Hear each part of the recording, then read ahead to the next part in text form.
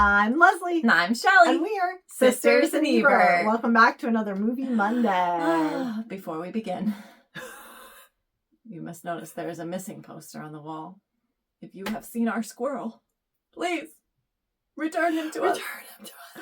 $1 million reward. I'm looking at my kids and my mom directly. Your name is Cindy. Maybe yours were involved in this. They would never. Don't implicate my children in this. He's still missing. We're still on the hunt for our summer movie squirrel mascot. So he's out there somewhere. Thoughts and prayers, please. Thoughts and prayers. All right. Legally Blonde! Now on to this guilty pleasure. It really is a guilty pleasure. This near perfect film. It is. So fun. Legally Blonde, 2001. How did it survive the 2001? Say, not of I wonder what month it came era. out. Yeah, not of so many young films. It must have been era. like before. I think it came way after. April or May. No, I think it came after, didn't it? Wasn't it like November or something? I don't know. I feel like this is a summary movie. It is summary, but let's find out. When was it released? When was Legally Blonde released? July 13th, 2001. It got lucky. Mm-hmm. Right under the radar. Because it had probably just finished up being in the theater by the radar. The unpleasantness, too. Mm-hmm. Before the unpleasantness. It was before the unpleasantness. Yes. So that's why it did well. Yeah. Okay. We open to Perfect Day. Nothing standing in my way on this perfect such a girl anthem. Day. By Hoku. Sorry. I mean, scratch you. Do you remember they used to play that a lot on the Disney Channel or MTV? It was one of the two. I can't remember which. I don't know either. Yeah. But yes, they played it a lot. As Elle Woods gets ready for a big date with her boyfriend, Reese Witherspoon is Elle Woods. There's a lot of people in this. There are. I love Reese Witherspoon. Yeah. I think she's just so sweet. Yeah. And just pretty and nice. At her sorority house, Delta Nu, as her sorority sisters sign a card for her. She's the president of the sorority. All think Elle is getting engaged that night as Warren. I put Warren, but it's Warner. Warner just had lunch with his grandma, who he'd get the ring from. Warner comes to get Elle that night, and they go to a fancy restaurant, and he wants to discuss their future and explains that he needs to be serious as he moves on to Harvard Law School next year, and he breaks up with Elle. If I'm going to be a senator by the time I'm 30, I need to be with a Jackie, not a Marilyn. So you're breaking up with me because I'm too blonde? Are my boobs too big? And she's making a scene. And this is... Which, why would you break up with her there? At a before dinner. At a fancy restaurant. How are you supposed to finish the meal like this? You're not. He did not think this through. Elle makes a scene in the restaurant and walks off after Warner feels he must think of his family's expectations for him. Oh, Pooh Bear. Yeah. Warner drops her off at home without a word, and word quickly spreads through the house about what's happened. Elle's friends take her out after a week for mani-pedis.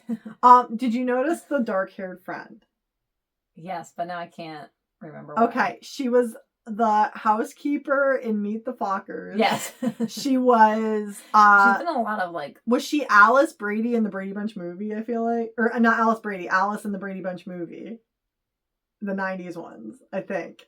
Or no, she was the friend who was like attracted to Jan, I think. She was the friend. Yes, that's I was going to say, Alice. No, I know. But then, and she was also the really angry Naomi in Waiting. Yes. Like, she's been in so many things. Yeah, she's had a lot of, like, little parts. She's always that friend or like, the over-the-top character. Yeah, basically. The over-the-top character. And, okay, so they take her for mani-pedis.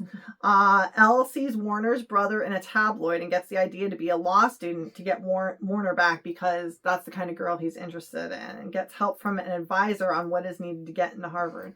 I need to be like this girl. What, practically deformed? This is old. No! Yeah.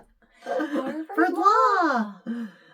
Elle starts working hard for the LSATs to get into Harvard Law. Who was the counselor? Oh, I don't know. She seemed like a voice or something we should know. Oh, I don't know. I didn't look it up. Next, she makes a video admissions essay and gets a I'm Yeah. What is that? 179 on her LSATs after weeks of hard work, which I've watched a couple videos on this. That's like 4 points below perfect.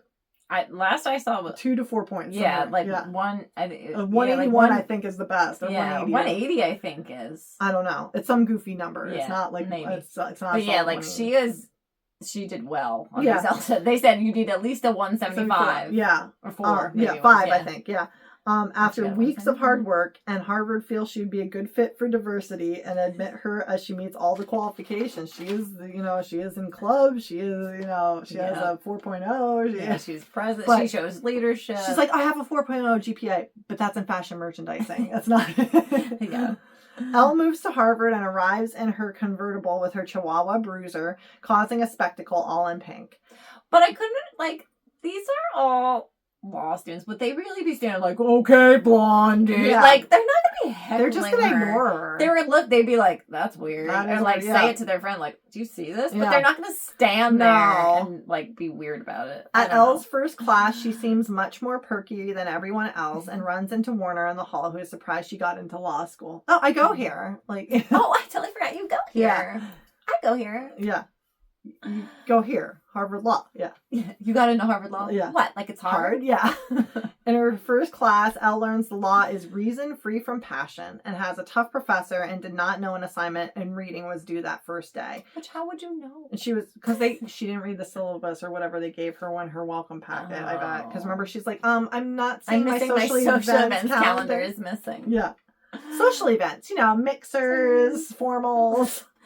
Trips to the Cape. Yeah. Yes. It was thrown under the bus by Vivian Kensington and thrown out of class. Selma Blair. Yes. Is Vivian Kensington. Yes. Which, yes, she was kind of extra snotty about it. But I would have agreed with the professor, too. I would have been like, yes, and the professor is Holland Taylor, I think her name is in real life. She was the dean in Saved by the Bell the college years. Do you know who her partner is in real life? No. What's her name from American Horror Story? Sarah Paulson. That's her. Huge age gap. Yes, I knew. She's in Holland Taylor's in her 80s now, and Sarah Paulson's in her 40s. Yes, or maybe early 50s, maybe, if that. Yeah. Yeah. Oh, yeah. Okay. I never made that connection. Yeah. Yes. And Selma Blair, wasn't she in 54 with Ryan Phillippe? I know Naomi Campbell's in that movie too, and they look kind of similar, but I think Selma Blair's in that too. Isn't she the one in Cruel Intentions? Yeah, with both of them. Yeah, with Reese Witherspoon. That's where I know her. That's right. That's it. Yes, that's it. I knew there was some overcross there, yeah. Some overlap, yes. Crossover, that's the crossover. word for.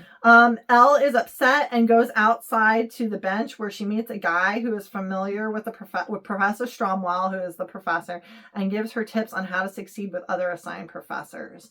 And this is Luke Wilson. He's so cute in this movie. He is, and I hate him in most movies. I do too. I liked him. And I think he just looks cuter in this than he normally does. Yeah. Yeah. I don't know what it is. I don't either. And this is a good part for him. I agree. This is his best role. 100%. Yep.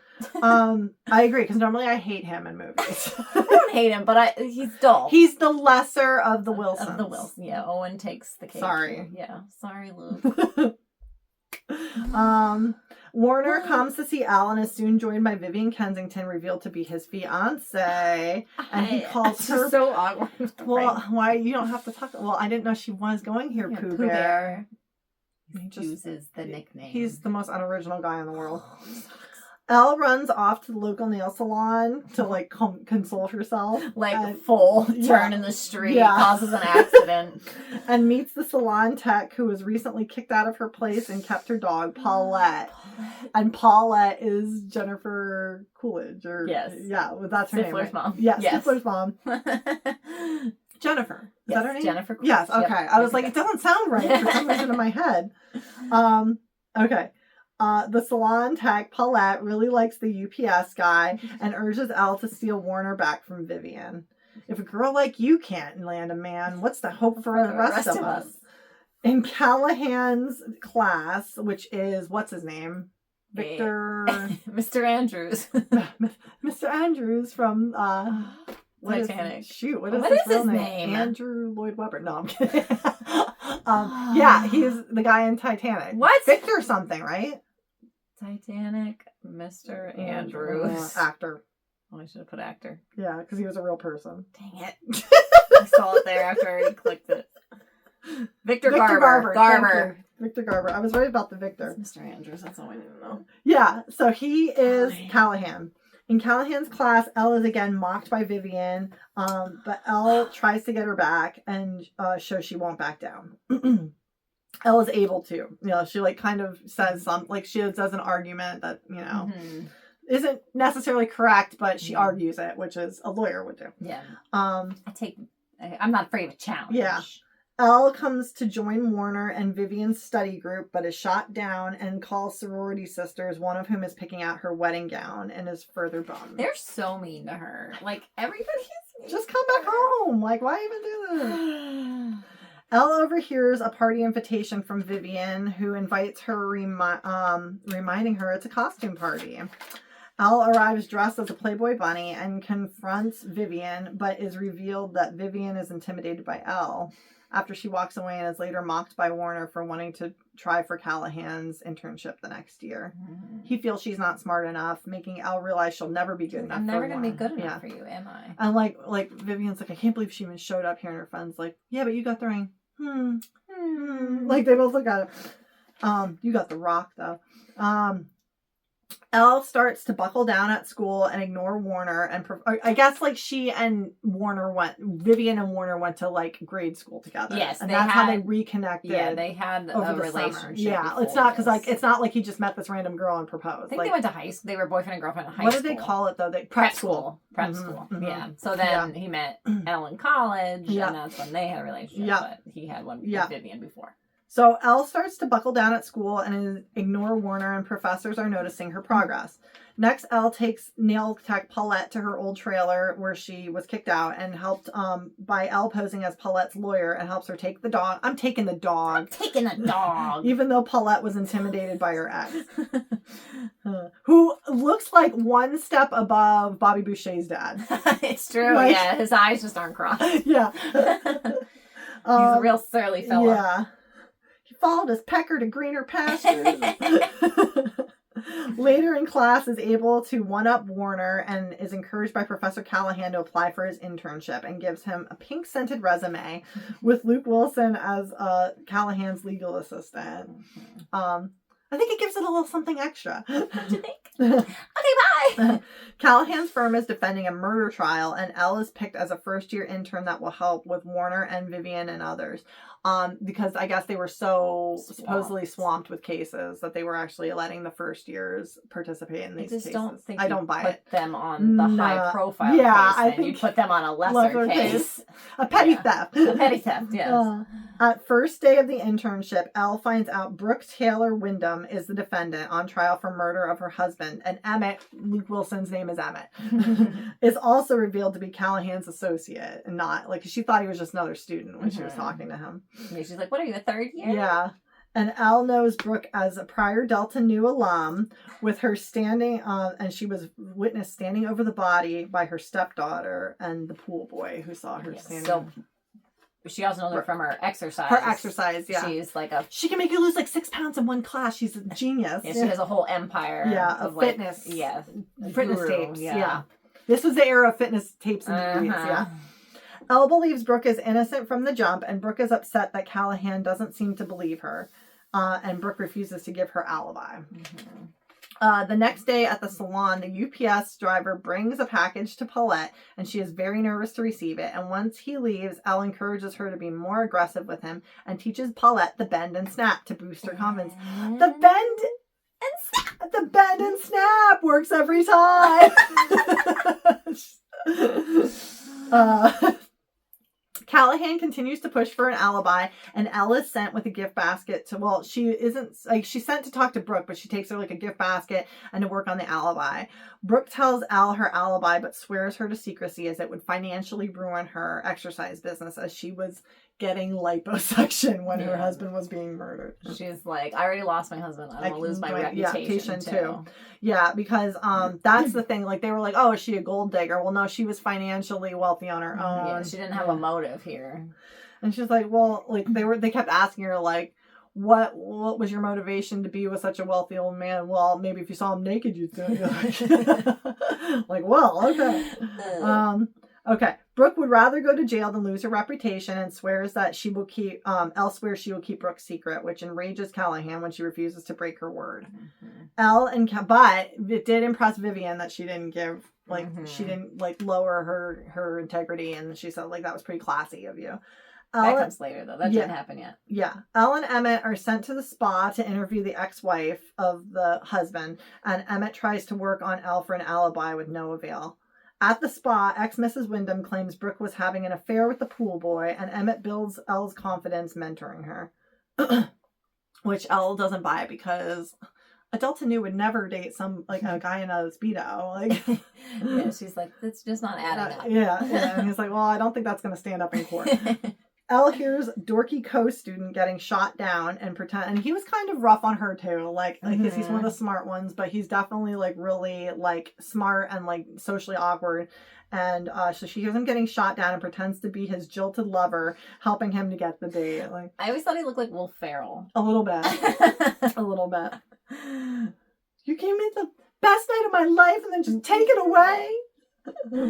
Elle is visited by Vivian, who respects her for not giving up the alibi, calling her classy, and the two commiserate over how helpless men are, particularly Warner, who was originally waitlisted at Harvard. I was shocked when she said that to her. I was like, oh, throwing him under the bus. And I didn't think she'd go that far. Like, yeah, you can start to respect Elle, but you're really going to go against your fiance? The trial starts with witnesses trying to smear Brooke's name and reputation with the pool boy, claiming he was having an affair with Brooke. Paulette receives another package from UPS and does the bend and snap when signing for it, but ends up headbutting the UPS guy in the face and accidentally breaking his nose. Which the UPS guy, you noobs aren't going to know this. I was going to say it for the end, but I feel like it'd be like an anticlimactic fun fact. So he was one of like the major side characters in one of the later seasons of 90210.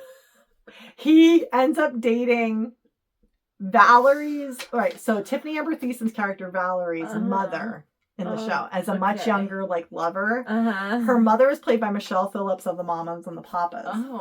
And Valerie meets him and then ends up stealing him from her mom, but doesn't want him. It was like a whole thing to get back, but he was the UPS driver. And I'm like, where do I know this guy before? And you always have a 90210 fun fact in the wings. A lot of people went in and out of that show. Okay. So that's the UPS driver. And he doesn't have a name this whole time. He's just UPS driver. UPS guy. At court, Elle is waiting for the water fountain, tapping her toe.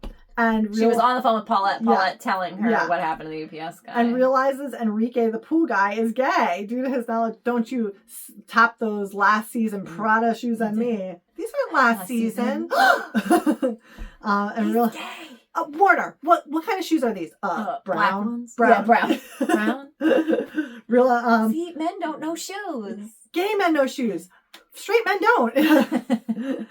Due to his knowledge of fashion and his lying about the affair. And Callahan's so annoyed by her. He's like, just go away. Yeah. This is not helpful at all. Right. Emmett says he'll handle the new information in the cross-examination and gets Enrique to slip up, stating his boyfriend's name on the stand. And your boyfriend's name is Chuck. He's not my boyfriend. He's like, you! And a word we can't say here on this channel. Yeah. Elle is leaving that night, and Vivian tells Elle that Callahan wants to see her, and he propositions her inappropriately. So she runs out. This part I didn't get, because Vivian thinks Elle was trying to use her looks and body to get ahead mistakenly, even though she was the one who sent Elle in there, knowing that Callahan wanted to talk to her. Right. But maybe she was like, they already had something going. But yeah. Yes. For some reason. But it was still, I think, dumb to jump to that conclusion. Well, also just like, then, like, you hear she quits. Yeah. And you're still thinking it's because she was... Well, yeah, because she was messing around with Callahan. Elle sees Emmett on the way out and wants to quit, telling Emmett what happened, but he encourages her to stay. Elle packs to leave and goes to say goodbye to Paulette at the salon, lament over not being taken seriously because of her looks. Professor Stromwell overhears her getting her hair done, though, or nails something done. I think it was her hair. I thought so too, but then I was around. questioning if there was even hair done. There was. Yeah. There was. And encourages her to stay, saying if she leaves because of one guy, then Elle isn't the girl she thought she was. Oh, yeah. full circle moment. Full circle moment. So she and Professor Stromwell keeps up with her appearance too, unlike many of the girls. Brooke speaks to Emmett and Vivian, and Emmett defends Elle to Vivian and explains to Brooke that Elle quit and why she did, and Vivian feels bad immediately, immediately believes. Yeah, Emmett. she's I'm like, okay. Next in court, Brooke fires Callahan for being inappropriate with Elle and reveals she's keeping Emmett, who will supervise Elle as a new attorney dressed all in pink. Yeah, apparently they go through it. It's a law. In Massachusetts, you can have a law student defend you with supervision. Yeah, supervision. Yeah. Okay. So Elle's back to her roots, dressed all in pink. Paulette and the UPS guy come to watch Elle along with her sorority sisters for some reason from California, because that's too, like, it's revealed that Elle does have status and money, like, prior to this, because she was like, I grew up across the street from Aaron Stelling, another 90210 reference. So she was living in Beverly Hills. Well, like, her parents were telling her not to go to Harvard, like, because she's you don't need too to pretty. Do that. Yeah. And they're sipping martinis by the pool. Yeah. So we knew she was rich. Yeah. But that's why, like, it's not like a money thing or like a class thing. Yeah, she's already in the upper echelon. It's just, it's a guy. Yeah. Yeah. Okay. So Paulette and the UPS guy come along with her sorority sisters. I put all the way from California, apparently. I don't know how they got there so quickly. Yeah. When she just decided to rejoin. Yeah. Stepdaughter Chutney. What a name. Oh, she looks like a chutney, too. Well, you know who that is. Yes. She's been in so many things, too. She was the girl in Grandma's Boy. She was... who am I thinking of, though? From Scooby-Doo. No, that's not it. Not Daphne. What's the homely one in Scooby-Doo? Velma. And she is also the mom in Daddy's Home and Daddy's Home 2. None of these are ringing the bell of what she was for me. That's what I know her as. I gotta find her. I can't remember her name. Linda Cardellini. Yeah, Linda Cardellini. And she is very much like they like made her very... I didn't recognize her at all in this originally because she had super permed hair. She was in Nona's. Oh yeah, she was in Nona's, yeah. And she was in The Founder. She was the one who introduced the instant milkshakes. I'm thinking of her from New Girl. What? That's where the show New Girl. Okay. That's The Conjuring. She's been in a lot. Okay. Yeah, she's been in a ton of things. Okay. She was first in Freaks and Geeks. That was like her very first role with the James Franco and Seth Rogen and everybody else. That was Okay, so that's Chutney. She's sworn in, and Elle begins shaky, but soon gains confidence when she hears Chutney's story of the day that she saw Brooke standing over her dad's body. After getting up, got a latte, went to the gym, got a perm, and went home and took a shower. Wait, but you took a shower? Yeah. You were in the shower. We've already affirmed she was in the shower. She goes over that fact like 40 different times until it clicks. And then she says it again. She in the shower? would never have washed her hair if she got a perm. So she got Chutney to admit that she was the one who shot her dad accidentally, meaning to shoot Brooke, who was her age. Did he tell you that? How would you feel if your dad married someone who was your age?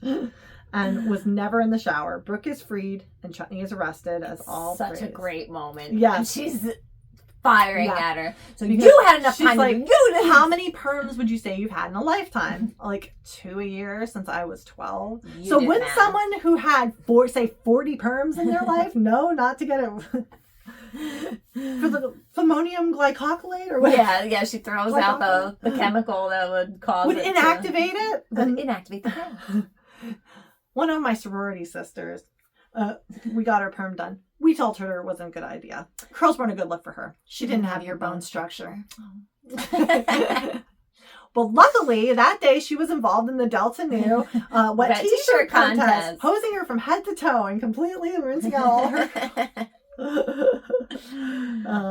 Okay, and you can tell, like, as soon as she starts saying, like, she knew she was caught up in it. Okay.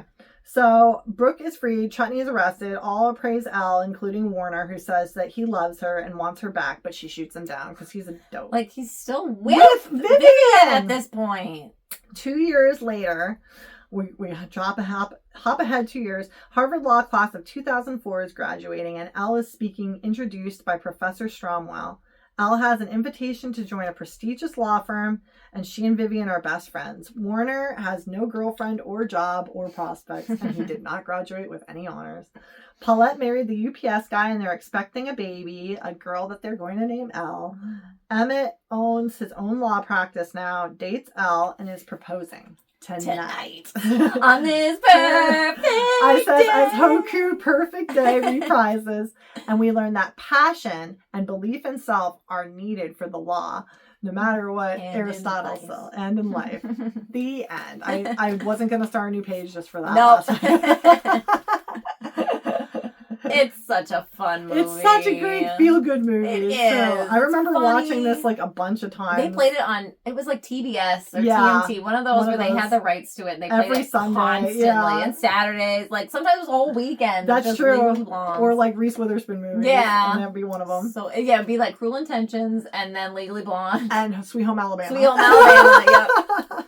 It was, it's just cute. It's funny. It is a great movie. We really enjoy it. It took my mind off the squirrel, our missing squirrel. No. Come home to us, baby. We miss you. Squirrel, come home! Do you have any other fun facts that you want to I add? don't think so. Did you ever see the sequel? I never saw the sequel. I've seen parts of the sequel. I want to Never see the whole sequel. thing. Yeah. I know. I feel like It's good. yeah. I feel like I You like want a it. hot dog real bad. Bad. Like the 4th of July. But we thank you for joining us here at Sisters in Ebert. If you look at the description below, you can see links to our social media. We're at Sisters in Ebert on Facebook and Instagram. Please like, follow, subscribe, and comment. Share this video and help us circulate this channel a little bit. If it so moves you, we'd really appreciate it. And if you've seen our squirrel, let us know in Let the us comments. know. Don't let this nostalgic film from your youth, like from a Sunday afternoon, distract you from the goals of the channel. We're joking, obviously, but thank you so much for your support, and we'll see you next week at the movies.